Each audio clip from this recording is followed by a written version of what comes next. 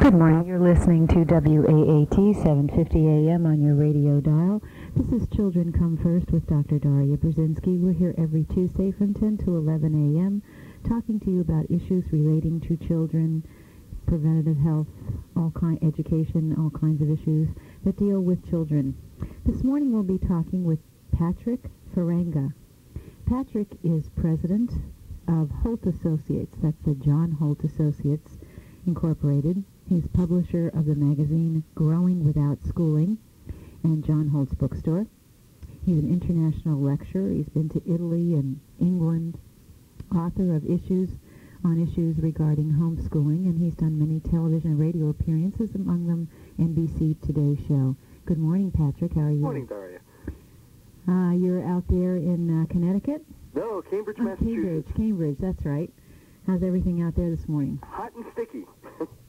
Well, I'd like to talk to you about, let's start off with some of, you are the publisher of Growing Without Schooling and John Holt's bookstore. Can you give us a little bit of background about John Holt and what he's done?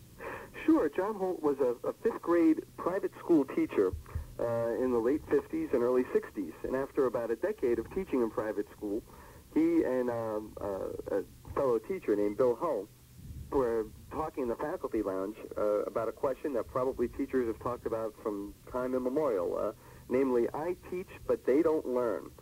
So they wanted to figure out why that was. So they decided that they would team teach, with one of them doing the teaching up in front of the classroom and the other sitting in the back of the classroom with the students. I have to note that a recent book that came out called Among School Children by Tracy Kidder, while he's not a teacher, it was interesting. He sat next to the teacher in the front of the classroom and observed, and he comes away with a whole bunch of different observations, mainly about how tough it is to be a teacher. Whereas by John Holt sitting in the back with the students, his observation was, boy, it's awful tough being a student. And, you know, one of the things that John realized by watching the students go through these motions of trying to learn in a classroom is that what he realized was that it was kind of a charade, that they were indeed raising their hands and asking questions, but it was just because that's what you're supposed to do in a classroom, not because they had any interest in it or indeed that they really cared. In fact, he noticed that most of the questions were stupid questions, and he was dealing with highly intelligent children in private schools. And to make a long story short and cut to the chase, his memos to his fellow teacher, Bill Hull, became the basis of his first book, How Children Fail. And in it, he talks about the charade of learning that goes on, how the only difference between a good student and a bad student is that the good student is very careful not to forget what they studied for the test until after the test is taken. And that became his first book. It came out in 1964, became a bestseller, and it sort of catapulted him, as he put it, into a celebrity status. His follow-up book, How Children Learn, written 3 years later, John felt that he had to study kids who were not in school or adults who were learning outside of school in order to really see what learning was about. He thought that, you know, trying to figure out what learning is like from a classroom situation is trying to learn what health is like from a hospital situation. You're going to get a very skewed perspective. So he started to broaden his outlook on what education is by his second book, and by 1967 he had stopped teaching at an elementary school, fifth grade level, and he was actually a visiting professor at Harvard and then at UCal Berkeley. And in 1968, out at UCal Berkeley, after he saw how they handled the student protests by simply firing tear gas at them and locking them up instead of engaging them in dialogue over what their beefs are and what the issues are, John decided that schools were not going to change. That, you know, essentially people are happy with them because they serve a very coercive and important function. They keep they keep the young out of the adults' hair until they've been properly schooled to assume their various roles in society. John disagreed with this use of school and this perception of school, and his book, The Underachieving School, which came out in 1968, outlines all this. In fact, it ends with his letter of resignation to the provost of UCal Berkeley. And then from then on, he became an independent scholar, if you will. He studied with Ivan Illich in Cuernavaca, Mexico, just before Illich's or just after Illich's book, Deschooling Society, came out. And this book profoundly influenced Holt. And John did write several books in between the time he first met Illich and the time he founded our magazine, Growing Without Schooling, in 1977. In each book can be viewed as yet another step away from traditional schooling towards a broader, more inclusive view, a more holistic view, if you will, of how children learn in society and what an adult's role is in that, and how important not just teachers are, but all adults are in that. And so in 1976, Holt wrote a book called Instead of Education. And at the end of that book, he calls for an underground railroad to free children from schools. And again, John, just like Illich, was not talking about doing away with school, but doing away with the idea of compulsory schooling. A lot of people think that deschooling society or instead of education means we don't have schools. And Holt goes through great pains in this book to explain that, he's not against Berlitz schools or karate schools or cooking schools or even public schools as they're presently constructed. If the kids can freely choose to go in and do things with take those courses. And since he felt the compulsory nature of school is what forces kids to put on this charade of learning, forces the teachers to promote kids socially just to get on with things, that he really decided that with his book that it's time to do something about it and to stop talking to the schools because the schools won't change. So, he always felt that it's important to talk to the schools, but he wasn't going to wait for the schools to lead.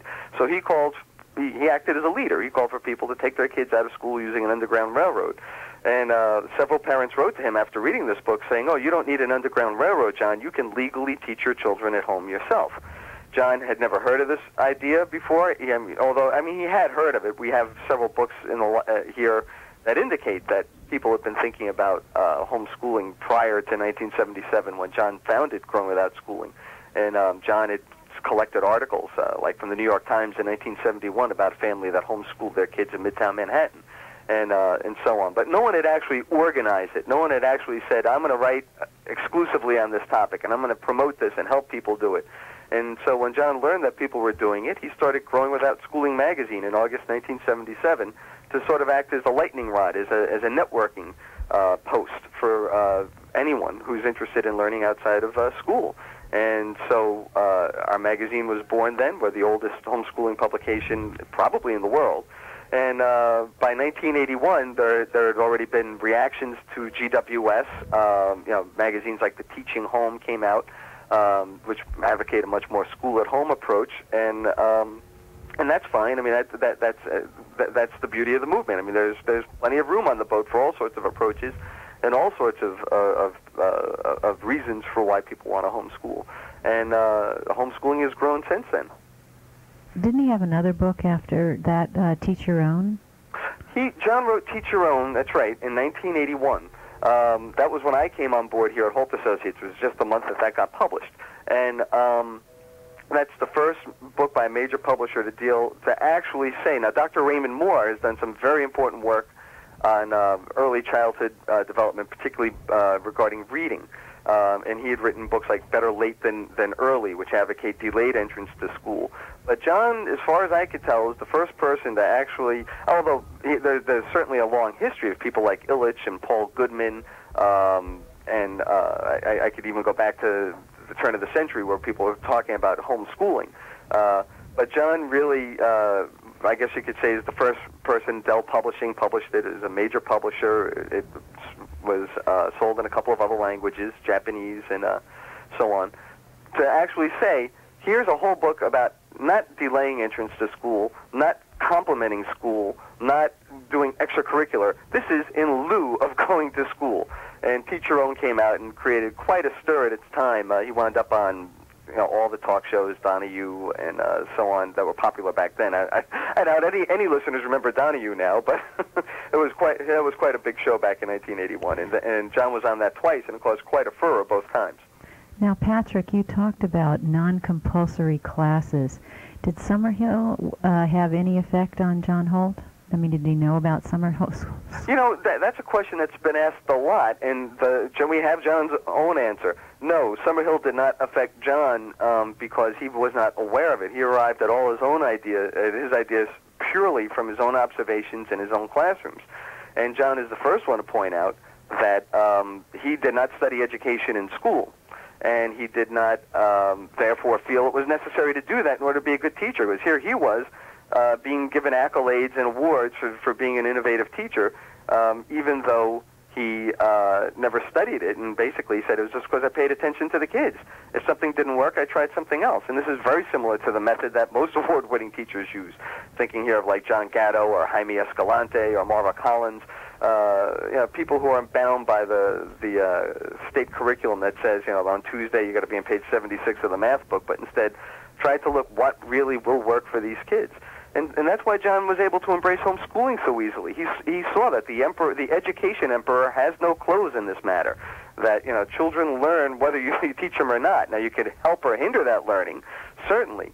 But as John wrote in How Children Fail, schools spend an awful lot of time hindering that learning. And so he's looking for other ways to help kids learn. And he thought that any concerned parent would be capable of doing that. Now you talked about compulsory education. Why was he so against compulsory education? It seems to me that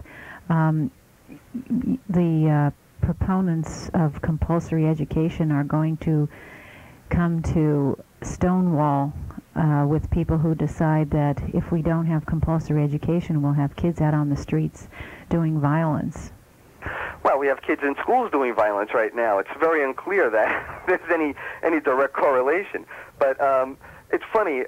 When I spoke in Italy in November, the basis of the whole discussion with the various countries that were represented was that his culture educates as well as school, and is there a way that the two can accommodate one another? And as a homeschooling representative, I was there obviously to address how indeed culture does educate outside of school, and how well it does. But again, it's not like the culture means that you don't have schools. I mean, it makes perfect sense to learn a skill like to have a certain, that requires like a laboratory or an automotive shop, but you have a central location. I mean, it's just pure economics. And the irony is, people take these courses. Adult ed is booming. Internet courses are booming. No one needs to be forced to learn.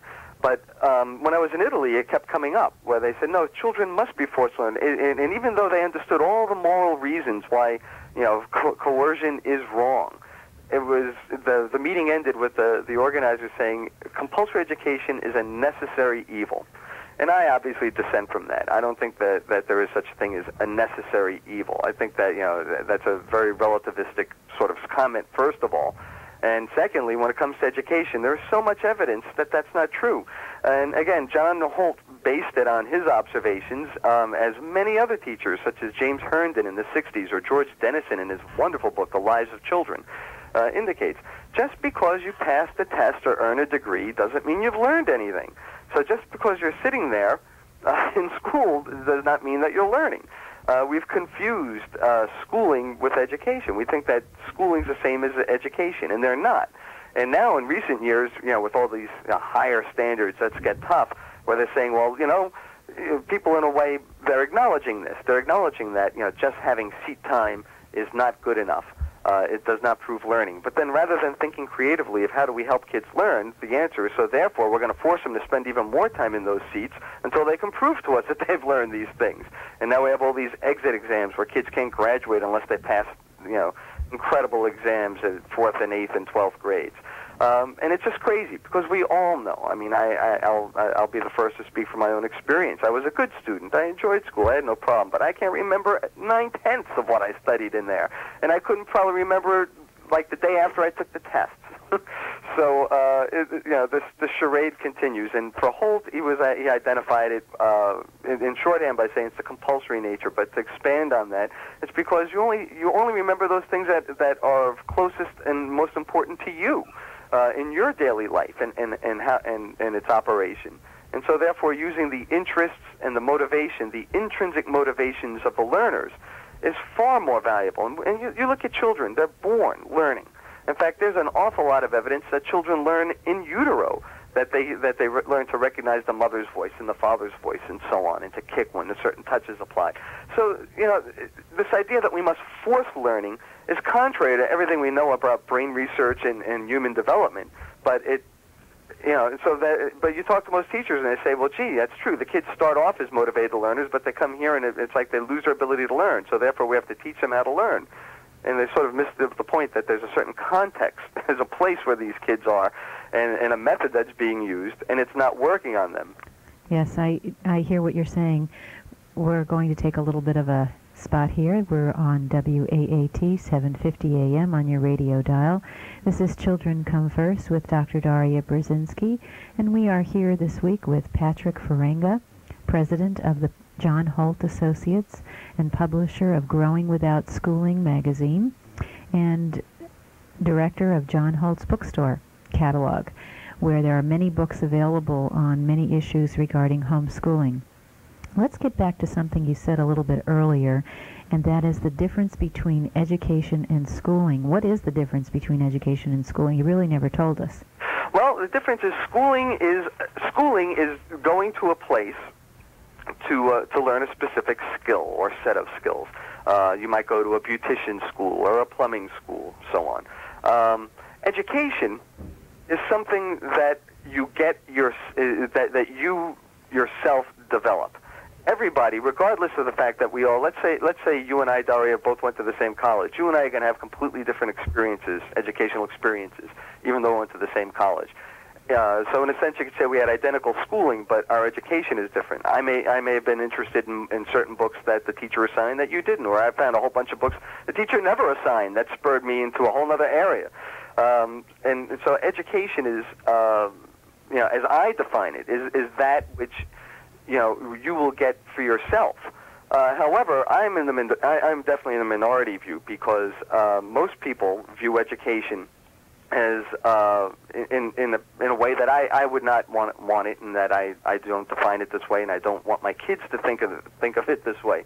But the vast majority of the world, and I think this is true of all professional educators, view education as John Holt defined it in his book Instead of Education, namely something others do to other people for their own good, to shape and mold them into the people that they think that they should become. And the shaping and molding business is something that I wholeheartedly disagree with. And that's why I say education is something that you do to yourself, not something that others do to you. But you talk to most people today, they think that, I have to get an education. And they literally mean it like it's a commodity. And schools have done this. Illich pointed this out in '71. I mean, just the whole thinking that I have to get an education, I have to earn a degree. Well, I don't mean earn it in the sense that I mean it, where I may pick up the encyclopedia and start to read entries about aeronautics and aviation, and then eventually go into that. They mean that I have to go and take courses in aviation and get assigned it, and get credentials and so on. And it really becomes more an exercise. Education has become a vast exercise in credentialism, and it's completely lost its humanistic value. And that's why I then take the next step. I say schooling is not the same as education, and education is not the same as learning. You could sit through so many classes in school. Jim Herndon, in his wonderful book How to Survive in Your Native Land, which is written about, he's an inner city school teacher working in San Francisco in the late 60s, early 70s. He talks about how he's educating these kids in school, and this one kid cannot do simple math, a sixth grade student not able to do simple addition and subtraction on the blackboard. And Jim was a member of his teachers union, and they had a bowling team, and he went out to the bowling alley a couple of weeks later as part of the league, and then he saw the same kid who couldn't do addition and subtraction on the blackboard in front of the class keeping score for the entire league and being paid to do so by this bowling alley. So he realized that what you're capable of doing in school is not the same as what's going out. And study after study has shown this. This is why people want to link your performance in school to your later job aspirations. Frighten me, because to think that if you fail math in school means you'll never forever never be able to become a carpenter or anything that uses math is terrible. I mean, where would we be? Einstein failed math, for crying out loud. How does learning take place then? You said that education is not the same as learning. How does learning take place? What is the difference? Learning takes place if we go back to the original, absolute, the radical, the root of the word education, educare, is to nurture, to draw forth. many educators mistake this to say, oh, this means I have the right to beat a child over the head with a textbook until I draw forth their knowledge. And that is not it. And when you look at the absolute origins of that word, it refers to the drawing forth of mother's milk. It refers to a child being nurtured by a mother, and that's educare.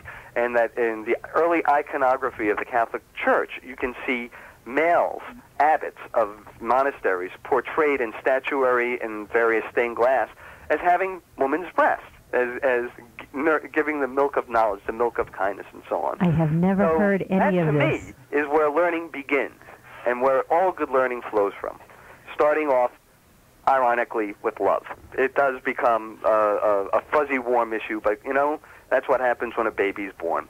And you just cannot stop that process. You can hinder it, you can get in its way, you can confuse it, but, you know, God gave, you know, birds fly, fish swim, and God gave us the ability to learn. Oh, that's a wonderful analogy. I never quite heard the one about the monks, though. That was a new one for me. It was a new one for me, too, because I met with Ivan Illich down at Penn State. I used to go there almost every fall when he was there, and I remember sitting around at a dinner table. I mean, most of the great conversations and things that happen when Ivan Illich is around don't happen in the classroom setting. They happen afterwards at his at his lodging or some restaurant where everyone just sits around for hours and talks. And in the course of conversation, I asked Ivan that. I said, you know, because the man speaks something like 12 languages, and he's quite a scholar in many ways. And I just said, you know, I'm so tired of hearing educators say that they have this mandate to draw forth, you know, a child's talents, and therefore, like, they could they could turn schools into boot camps to do this. And where do we get this idea? And Illich laughed and, you know, calmly explained how this confusion took place. Well, let's get back to some of the other things that you are publisher of Growing Without Schooling. Would you let our audience know what Growing Without Schooling is, the magazine? Sure. Growing Without Schooling is a bi-monthly magazine that we've been publishing since 1977. It serves as a forum for the readers to talk to one another about the various issues that they face. This has always been true of GWS. Nowadays we have like computer bulletin boards that sort of do the same thing, but the nice thing about GWS is that we're bi-monthly, and there's an editor, Susanna Sheffer, who goes through the letters and corresponds back and forth. So you get really polished writing back and forth. And, you know, so one person might write in and say, gee, my 9-year-old isn't reading yet. What's going on? Then in the next issue, there'll be 7 or 8 responses to that one letter. Mainly because, as John Holt realized, there is no degree in homeschooling. There is no homeschooling expert, and that's, you are, and therefore we have to support one another. And certainly myself and Susanna or John Holt, would chime in with our opinions. But, in GWS, a 16-year-old and a 9-year-old and a 45-year-old all share the same page, and very often we don't identify their ages, usually because we don't want ageism to creep in. And sometimes people are amazed that some of the sagest responses come from the youngest readers. That doesn't surprise me in the least. Now, the homeschoolers across the United States, and of course, we are broadcasting here in Pennsylvania, but homeschooling for the most part, is it difficult to homeschool your children, and what kinds of things? Most people have misperceptions about homeschooling. We only have about 3 minutes here left until we take a break for our sponsor, but is it difficult to homeschool your children? I know you've homeschooled your 3 girls. Right. I homeschooled my 3 girls. I could speak from my own experience. It's no more difficult than sending them to school. Let's put it that way. I don't want to make it seem like it's a cakewalk, but it really. I've known some parents where it really can be a cakewalk. They're just so comfortable. This is the way we've always learned. This is the way we are as a family, and they just, so now the kids are 6, big deal. We're going to continue learning this way. Other families, particularly those who've had their kids in school, it's much more difficult for them personally, because they have to get used to being with their children. I mean, this is the 20th century. I mean, we don't spend lots of time with our kids. It's not because we don't like them. It's because it's the way the culture has become. Kids, school is the army for kids, and we send them to that. We send them off to camp every day that way. And it's going to get even more so as we enter the 21st century. I mean, things like summer vacation and, time off from school are just not not on the drawing boards, as far as I could tell. Our social engineers have really got it in to make sure that kids are around paid professionals as much as possible, and then around their parents for dinner and going to sleep, and maybe on the weekends. So it's you've got to fight that mindset, and that's hard because the first thing you want to do, especially if your kid's been in school, is to give them school at home. And we teach the way we were taught. In fact, we're practically programmed to do that because it's so hard to imagine learning taking place any other way. It just amazes me when parents think that their children really haven't been learning much or learning anything important until they go to first grade, and that somehow this first grade teacher has so much more power and knowledge and information than these poor parents do. That it's the best thing that they could possibly do is to send their kids to school. But then, of course, then the kids may have problems in school, and the parent, through desperation, realizes, well, maybe homeschooling's an option for me because I can't afford a private school, or they don't like the private schools in the area. So then they come to homeschooling, and that parent may find it more difficult to get started because they have so many preconceptions of what it is. And certainly in the homeschooling market, there's thousands of people that want to sell you their curriculum and their ways of doing things. So it's very easy to get snowed under all the hype and say, oh my gosh, I got to pay $5,000 for this individualized curriculum, and then they certainly need this CD-ROM and a brand new computer. Well, the fact is, most homeschooling parents, research studies have shown, spend $500 per child per year on homeschooling expenses, and that includes field trips and textbooks. Loving a library card gets you so far with homeschooling. It is amazing. And in the early days, and I'm fortunate enough to be here in the early 80s, and I heard the stories about what it was like in the early 70s, and late 70s in particular. That's all they had. And kids were still getting into Harvard, which always seems to be the benchmark for homeschooling. Yes, but exactly. Yeah, they got into Ivy League schools, but more importantly, they found work worth doing. They became adults who took their place in society, and in some instances are now homeschooling their own. You have been listening to Children Come First with Dr. Daria Brzezinski on WAAT Radio, 750 AM on the dial. Our guest today is Patrick Faringa, who is president of John Holt Associates. We're talking about homeschooling and parenting our children. You can hear Children Come First every Tuesday from 10 to 11 a.m. on WAAT Radio. The show is produced by Earth Heart Foundation, a nonprofit organization with offices in Pennsylvania, Virginia, and New Mexico. You can contact us at 570-639-2931. That's 570-639-2931. Or email us at prokids@rlc.net. That's prokids, PROKIDS, @rlc.net. Join us in our second half hour when we'll be talking with Patrick about other issues regarding homeschooling. We'll be right back.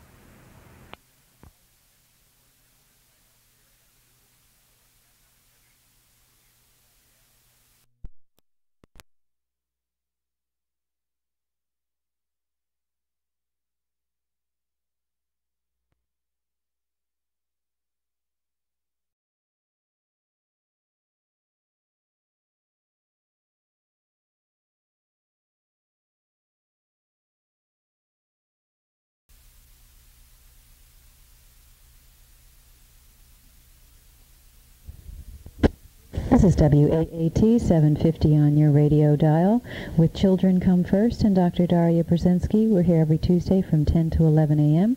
Today we're speaking with Patrick Faringa. Patrick is president of the John Holt Associates and publisher of Growing Without Schooling magazine and John Holt's bookstore catalog. We have been talking about homeschooling and parenting issues. And, John, let's get back to homeschooling in the United States. Patrick. Sorry. Let's get back to homeschooling in the United States. Many states have different laws regarding homeschooling. Some of them are allow people to homeschool, not homeschool. Can you give the people who are listening a little bit of information about how you go about homeschooling and what their laws might be? Well, homeschooling is legal in every state in the nation. And indeed, it's legal in every country that I'm aware of except Germany. And its regulation varies from state to state. So the best source of homeschooling information, if you want to consider homeschooling, is to contact a local state support group. Every state has one, and indeed many states have like hundreds of local support groups. If you contact someone who is currently homeschooling, they will give you the best information about what's going on. Now the thing is, you're going to have to, some states like Massachusetts have some fairly complex regulations, so they allow a lot of gray area. So, a family may say, oh, well, you have to take standardized tests. And if you don't want to go down that route and do the standardized test, then it behooves you to then contact other homeschoolers in that area to find out, because everyone has their own little spin on the law, of course, including the local state departments of education. But here in Massachusetts, for instance, with just a little investigation, you will learn that no, a standardized test is just one of 3 evaluation methods. You can actually have portfolios or written narratives, or a third party. You could pay a third party, such as a school psychologist or a counselor or a private service, to evaluate your children at the end of the year. So you have many options.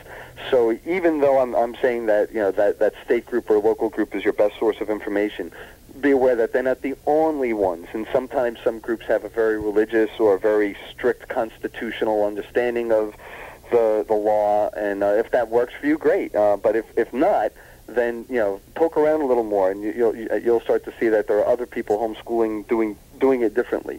Some states like Wisconsin are completely wide open in the sense that they don't even have evaluations of homeschoolers. And I have to note that with this liberal attitude towards homeschooling, Wisconsin has a good number of homeschoolers, but it's hardly the largest state in the nation for homeschoolers. And these kids have been matriculating into school and out without any difficulty. And as they grow up into adults, there's not like a bumper crop of welfare recipients in Wisconsin who are homeschooled. So there's an awful lot of evidence that the regulations are not, over-regulations are not needed. But unfortunately, with all the ed reform pushes that we're seeing from the federal government and the state government, there is a general tightening up, unfortunately, in America of trying to get parents to teach to the test more and to meet the state guidelines and to just do away with written evaluations in favor of alphanumeric data. And that's all stuff that I think is not good, and encourage parents not to do, because every state will allow you some leeway around the standardized tests. And if there isn't, then the best thing you could do is to teach to that test. Play the school game. Do what they do. Just teach your kids how to take the test. Pay for a Kaplan course where they guarantee to raise your kids' standardized test scores. Standardized tests are just that. They're standardized. They're a test, and the minute they're over, everything you learned, you will not be using SAT math in most of your life. I guarantee it. Well, with parents as a teacher, what is the difference in your estimation between a teacher and an educator? I mean, we've been led to believe that an educator is one who is certified and has this wealth of information, and you're telling us that parents make best teachers. What's the difference between a teacher and an educator? Good question. John Holt, really, I was kind of surprised. He really liked the phrase teacher. John often referred to himself as an author and teacher, but he balked and refused to be called an educator. And when I asked him why, he said, well, you have to read my book instead of education. But I guess, the bottom line is a teacher answers questions when they're asked and does their best to give a clean, plain, understandable explanation of what's going on. Therefore, a teacher does not have to be someone who is certified in the field of education, but is someone who knows something about what they're talking about, be that building a table, writing an essay, doing a science experiment. And so teacher has a much broader definition. Educator has very much this idea of people shaping. And indeed, in schools of education, one of the things is it's almost a religion, where they ask you to believe in the power of education. And indeed, when you talk to most people today, I mean, I realize I'm coming across as an education heretic right now, and that's okay with me, because I believe in what I'm saying. But I think it also shows, how powerful this idea of education is and how entwined it is with our economy. we really think that education is something that is a substance that is to be administered by a professional under certain circumstances to children at very specific ages. And if they get it, they got it, and if they don't, poor souls. It's just like they're gonna. The flu vaccine didn't take for them. They're going to get sick. They're going to remain in ignorance all their life. It's this molding and shaping idea again that where the educators say, you need us. We must force you to take this treatment, and the whole rationale is to, as I understand it, is to make children good citizens. That's the whole purpose, raison d'etre, for compulsory education in America. And I seriously question that. Look at the voter turnouts. Look at violence, and look at the level of the culture as represented in TV and movies and novels and so on. Popular culture. I think that by and large, if education wants to take claim for all the wonderful progress, they're going to have to take the blame for some of the tragic side effects of that progress too. And, trying to figure out another way of doing things is what John Holt as a teacher was trying to do. And he taught me that homeschooling is one way to get out of this. It's not the only way. And not everyone's going to homeschool. As I said, in Wisconsin, you've got wonderful permissive, cooperative homeschooling situation. And, most parents still believe in this idea that, their kids will grow up to be ignoramuses unless they send them to school and force them to take all these tests all the time. Despite the fact that compulsory school as we know it has only been around for about 150 years. Schooling, again, to go back to this distinction between schooling and education, has been around for centuries. Ichabod Cranes, of the world, they would come around during the off seasons of when the weren't harvesting or planting, and teach very specific things like reading or mathematics for like 6 to 8 weeks, and then they move on to the next community. The first compulsory education law was passed, I think, in 1637 here in Boston, Massachusetts. It's called the Great Deluder Satan Law, and that was a law that said that children must be taught to read the Bible. That's all. It was very specific. We want them to learn to do this, and so they were compelled parents were compelled to teach their children to read. But again, it was very specific and so on. This idea of creating good citizens, it's so global. It encompasses everything from your sexual behavior to your economic behavior to how well you can pick up on Shakespeare. Which, of course, if you're an inner-city child with a one-parent family and you're worried about bullets going past your head, you're going to have a completely different educational experience from someone in Grand Rapids, Michigan, going to a wealthy public school there. But somehow we believe this. We believe in this religion that education is the same everywhere, and that it works for all kids. And for the few that it doesn't, well, that's tough. And I think that's the difference between teaching and education. And I'm here to help parents teach and to help teachers teach and indeed to help schools teach. But I'm not here. And by teaching, I really mean helping learning. I don't mean just pure instruction. I think that's another key difference. Helping learners is a completely different business than saying, sit down, shut up, and do as I say. School education is so much more than the four corners of a textbook. And you don't see that much more today. I mean, there was much more of that in the late 60s when there was some hope, when people were talking about open schools and free schools and kind of kicking these ideas around. Now the only ideas that I see getting kicked around outside of homeschooling circles in the education establishment is, well, what standard should it be, and how high should the cutoff point be for passing tests? And I'm not saying there shouldn't be standards. That misses the entire point. I think it's one of the great smoke screens of the 1990s was this whole push for higher standards, because no one disagrees. If I'm a parachute jumper, I want to make sure that the guy knows how to pack a parachute. That just handed me my parachute. I have no problem with standards. The problem is, how do you get the child interested in the standards? How do you get them wanting to achieve it? And I propose that you can't make them. They have to have that intrinsic interest. You can invite them. You can show them. You can invite, say, you come to this class and see what it's about. But then after the class or the introductory lecture, they say, I'm not interested. you're doing yourself a favor as a teacher and that student a favor with saying, okay, well, maybe next time. And then you're only going to work with those parachute packers who want to pack parachutes. And believe me, they're probably going to be among the best parachutes you'll ever get. I guess you're talking mostly about children who really want to learn, and how do we possibly invite children and incite them to want to learn. And it seems to me that as I watch children over the years, and have watched them over the years, children are spontaneously willing to learn prior to the time before they're entering school. They just are sponges for learning, and then by the time we get them into school, whatever age that is, they seem to lose that desire to learn and are just ready to follow along and be led. Mm-hmm.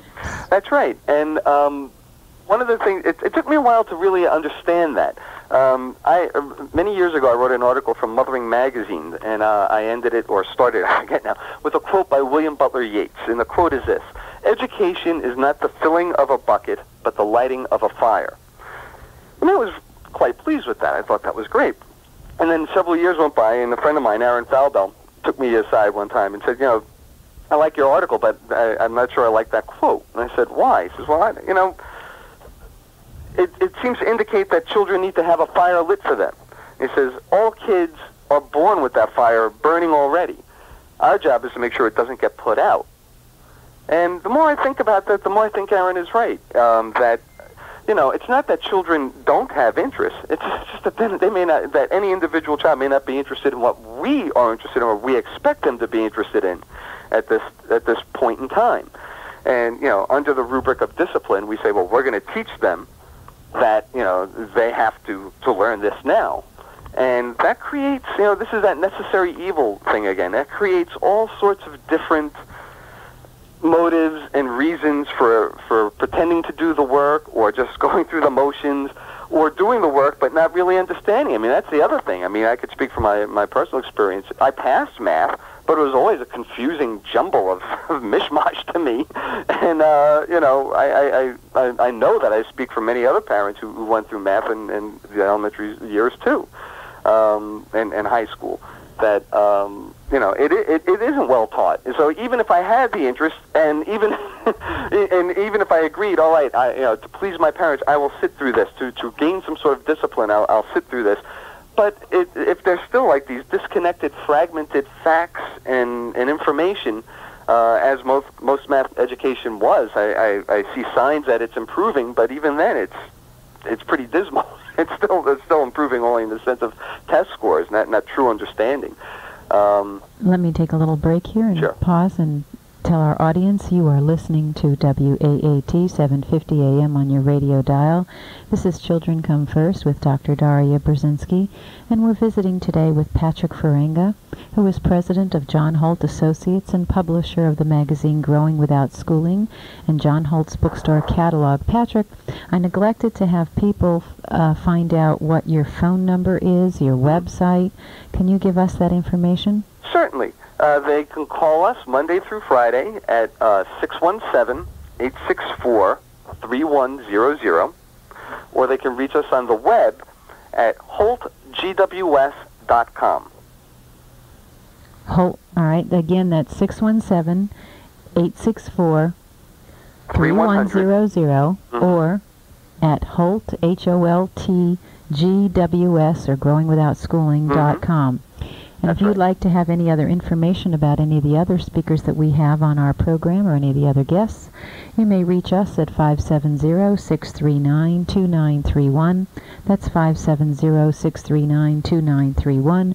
Or email us at prokids@rlc.net. That's prokids@rlc.net. John, I keep wanting to call you John. You know why you remind me so much of John? I mean, you are just, I can tell you've spent a lot of time with him and reading his books, because I just feel like I'm talking to him every time you speak. It's just like being with him again. In any event, let's talk a little bit about child development and how children really learn. You talked a little bit to us about not having By the way, how do you get around compulsory school attendance when you're homeschooling? I mean, do your children have to go to school for 280 days, or? Well, some states require you to keep an attendance log, other states just assume that, you know, by having completed your year, you know, that you will have fulfilled the number of hours. So, it really essentially comes down to your local school district. If they're going to push and say, oh, well, you know, you did a fine homeschooling program, your kids know how to read and write at what we consider the appropriate grade level, but you don't have your attendance logs, I think most judges would get pretty upset with the schools for bringing a case like that in. So the whole attendance issue is really, has never really been a big problem. It has reared its head. It's something that some schools have used to threaten homeschoolers or to make it more burdensome. I mean, but it is, you know, on the face of it, kind of ridiculous. I mean, you know, my home is my school, and my kids wake up and go to sleep here. So, I mean, you know, and for us, the school year doesn't end. You know, I mean, my kids are going to be taking a couple of courses over the summer. And again, not because we're forcing them or because we think it's going to be good for them and they should do it. Still want to. And, you know, so you know, one kid's going to be taking a genetics course, and the other is taking horseback riding lessons, which is great, you know. And it's not that we're particularly wealthy. We're swapping for, you know, swapping services for the horseback riding lessons. And the genetic class it's only going to meet 3 times a week, but it's being sponsored by Boston University. It's the School of Medicine has a traveling bus. I mean, there are all these opportunities out there that homeschoolers take advantage of, which is why homeschooling is not a terribly expensive proposition, because the world is incredibly the world is accessible. Yeah. I mean, they learn how to use the world is our classroom, is what some homeschoolers say. And they learn how to use their resources and what is available in the community to the utmost, which is they learn how to ask questions as well. That's right. Which is something that most children do not learn. Can you recommend for people curriculums, or most people have been raised, 99 and 9/10% of the population have been raised in the traditional 5-core curriculum and going to school for the 180 days. Can you recommend to people something to for them to look at in terms of doing a curriculum for their children if they decide to do it at home? Yes. There are several ways. Usually, to get started, the simplest thing to do is to find out from your local school what they expect. The curriculum outlines are public domain documents, and so you should be able to get the curriculum outlines of what a 4th grader in your local public school or an 8th grader or a 12th grader is expected to do. Now, they won't some schools will, but most won't share the curriculum themselves. The curriculum being today, have them write out 15 homonyms and stuff like that, where it actually spells out what you're going to do. The outline just says what the goal is. The goal is to make a child recognize the difference between a homonym and a synonym, for instance. And that's, say, for 4th grade. You can get that from your local school. If not, there are many, many other places where you get this information. As I said earlier, everybody has an idea. Everyone wants to get in the act, as Jimmy Durante said, and everyone has an idea on what your kids should learn. A place that I recommend to go first is free. It's the World Book Encyclopedia place.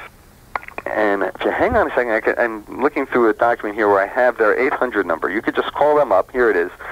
You can call World Book International, 800-967-5325, and request their typical course of study K through 12 pamphlet. And what they did was they surveyed public schools in America and said, typically, in grade 1, public schools in America cover this, in 2nd grade and so on. So then you can get this, and you can look at it. And one of the first things that parents of young children usually notice is that kindergarten, 1st, and 2nd grade, they've usually covered most of that stuff. It is amazing how much review is involved there. And again, they're dealing with a widely different population, so not all the kids are going to know the alphabet, and they're not going to know this stuff. But, for instance, my youngest child, Audrey, wanted to go to 1st grade. My oldest child had gone to 6th grade for a year, and now she's back home homeschooling. But my youngest was really interested in school, so she went for 5 weeks. And the reason she left, and she's not a gifted child, but the reason she left was because they were still doing the alphabet. After 5 weeks, she said, I already know the alphabet. I already know how to count to 100. This is boring. Well, that's what schools usually do. They usually devote themselves to the children at the bottom and trying to bring them up rather than trying to stimulate those that are the middle and the top. That's right. So, if you're a parent thinking about homeschooling, you get these curriculum outlines, you'll see, gee, it's not that hard. I can teach my kids, basic hygiene, which is, there in most of the curriculums. I could teach them how to count. Most parents get hung up on the higher order subjects, the high school, but actually, in many ways, it's easier because by then the student, you don't have to do everything with the student, and then you become it's much easier to be the facilitator. Most homeschooling parents families also coordinate their efforts, don't they? You don't always stay home doing teaching your child yourself. You have other people, there are groups, there are associations, and you are a resource for that kind of information, aren't you? That's right. I'm glad you brought that up. In our personal experience as homeschoolers, my oldest daughter has been attending a class, if you will, at a woman's house. Maureen teaches literature class twice a week for 3 hours each day. She gets together with other homeschoolers of various ages. It's not age segregated. So they're studying things like Hamlet, Dante's Inferno, and so on. The group ranging in age between 11 and 15. My youngest daughter takes Spanish class at a Spanish family's house in exchange for some child care. These things, it just goes on and on. And Maureen, who teaches literature class, and another friend of ours, Lynette, who teaches a math class to homeschoolers, who tutors homeschoolers in math, actually. Just two to four kids is all she'll take at a time. They're both former school teachers. I'm amazed at how many former and current school teachers homeschool their own kids. I was one of those. There you go. Now, when we talk about I think many people have misperceptions about homeschooling. It is not just the reasons for homeschooling, I'm going to assume, are varied. It's not just for religious reasons. What kinds of reasons do parents homeschool their children? For what reasons? Well, first, there are the parents who feel that they've been watching and helping their children learn before they went to school, and they simply don't want to give that pleasure up to others. They've enjoyed the sort of family that they've created, that tightness and that quantity of time together. So these are parents who've already decided they're just not going to do it. Then you have parents whose kids are in school, but then they've discovered that the kids have been harmed, either physically or spiritually or mentally, and they don't want to see that harm continue, so they take their kids out of school. And then there are another group of parents who simply feel that the government has no right telling them how to raise their kids. And so they have a more ideological, political end for their reasons for homeschooling, but they're there, and I think they have a point. And then finally, I think that it's kind of related to the first issue, but then there are parents who feel that, with 3 hours of homework that the average public school is supposed to give out, there was a cover story in Newsweek about too much homework a few months ago. With all the homework and the higher standards and the soccer games and going, parents are realizing there's no time for us to be a family. Forget dinner. I mean, the best time that they get together is in the car. And so they realize, we got to take some time off. So these may not be like your dyed-in-the-wool hardcore homeschoolers, but I'm seeing more and more parents homeschool for a year or two or three, just to sort of get their acts back together, just to get the family back on track, back in touch with one another.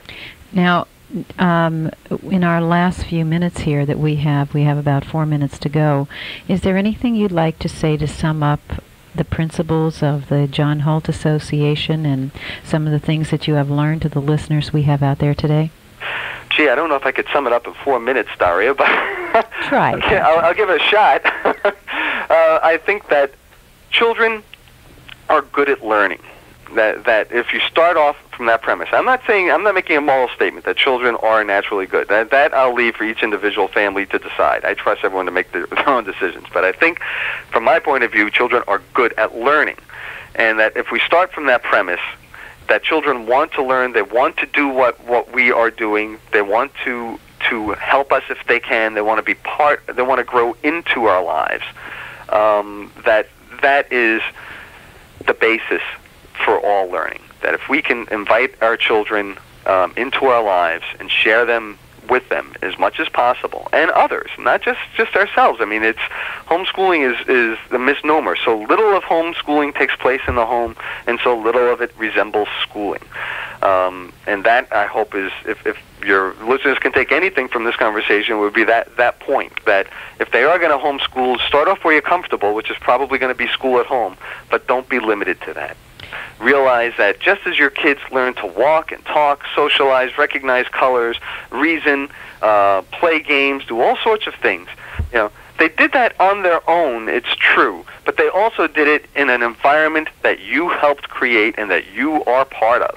And your role, your kids probably wouldn't have learned as well or at all if you were not there. If you weren't there to coo at them, the chances are they would have delayed language ability and so on. So don't ever think that, John Holt or Pat Faringa or anybody is saying, oh, kids learn best in a vacuum. That's not what we're saying at all. They say, yeah, kids learn at their own pace, kids learn in their own idiosyncratic way, but kids also need the support, the nurturing, the care, that an adult can provide and should provide. And ultimately, if that's at home, that's fantastic. But I realize not every parent can homeschool or would want to homeschool. And that's why I hope that schools will start paying attention to homeschooling and stop thinking of it as something, another form, instruction delivery system to regulate, but instead view it as another way that children can grow into society with adults, and that it could be a very useful thing for them to use as more and more kids rebel against forced teaching, as we drug them to sit still in their seats, as we force them by threatening them with lack of having a driver's license or lack of having a high school diploma to learn to do certain things that they may not ever use again in their lives. Thank you so much, Patrick, for joining us. You have been listening to Children Come First with Dr. Daria Brzezinski on WAAT Radio, 750 AM on the dial. Our guest today has been Patrick Faringa, president of John Holt Association. Growing Without Schooling, we've been talking about homeschooling and how children learn. You can reach Patrick at 617-864-3100, or you can reach us here at 570-639-2931. You can hear Children Come First every Tuesday from 10 to 11 a.m. on WAAT Radio. This show is produced by Earth Heart Foundation, a nonprofit organization with offices in Pennsylvania, Virginia, and New Mexico. You can contact us at 570-639-2931 or email us at prokids@rlc.net. That's PROKIDS@rlc.net. Join us again next Tuesday at 10 a.m. on WAAT Radio for Children Come First. This is Dr. Daria Brzezinski. Have a good day and have a good week.